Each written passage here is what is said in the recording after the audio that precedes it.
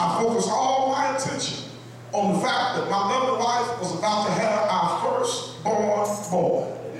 It's October 1995, and the doctor has said to us, it's a boy, y'all. Yeah, I'm excited as excited can be. Well, when December comes, December 21st, he's born. He's born without a heart rate. The doctors are coming back to tell us that he was a stillborn. Jeremy starts breathing on his own. And they rush back in and start performing CPR on him and all that kind of stuff.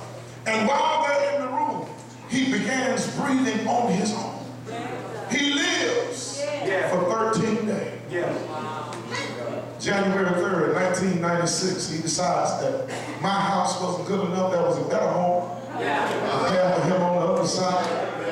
Y'all, but I was crushed. He had graduated from life earlier to life eternity. I was crushed. 6 months ago, I lost my pastor. Now here it is, my firstborn child, and I asked Jesus the question, Lord, where are you? I didn't want to preach. I really want to be bothered with church. Our church, for that matter, because I had been burned, I had been scarred, I had been bruised. And I asked the question because I felt like Jesus was missing. Have you ever been there in your life when you have sacrificed, you've labored, you've worked, sweat, tears, you've prayed and cried, but it still appears that God was nowhere to be found. Jesus was absent while you were going through your agony. You were burdened and it seems like he was behind something or away from your situation. Listen, I want you to know that, brothers and sisters, I got good news. Even when it feels like he's missing, he ain't. Y'all thought I was going to say something. When it feels like he's missing, I want you to know he ain't missing. Listen, somebody should have shouted right there, because the good news is he made us a promise. Lord, I'm with you always, even to the end of the age. He made us a promise. I'll never leave you nor forsake you. The Bible tells us in Psalm that he's a very present help in the time of trouble. And listen, the word ain't changed. He's always near. Yes, he is. Anybody here know he's always near?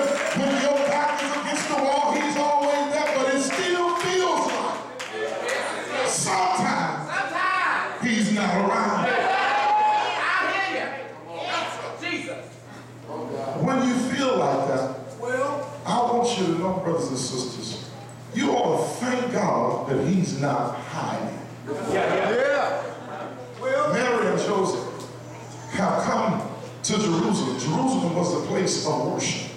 And they are there celebrating the Passover. You all know your biblical history. The Passover was a celebration that the Jews celebrated once a year to commemorate when Moses came back to Egypt and told Pharaoh, God said, let my people go. Pharaoh resisted him for 10 plagues, but on the 10th one, with the firstborn son being killed, God gave these specifications. He says to them, listen, all of you Hebrews, you need to sprinkle blood on the doorpost. And tonight when the death angel rises, he will. And listen, that night the death angel rolled throughout Egypt, and every house that did not have blood sprinkled on the blood doorpost, it went in and it consumed them. And listen, they are celebrating here in Jerusalem in this text the fact that the Lord passed over. And I wish to God somebody would catch on to this thing, because you ought to be celebrating in here today that the Lord, every last one of us in here should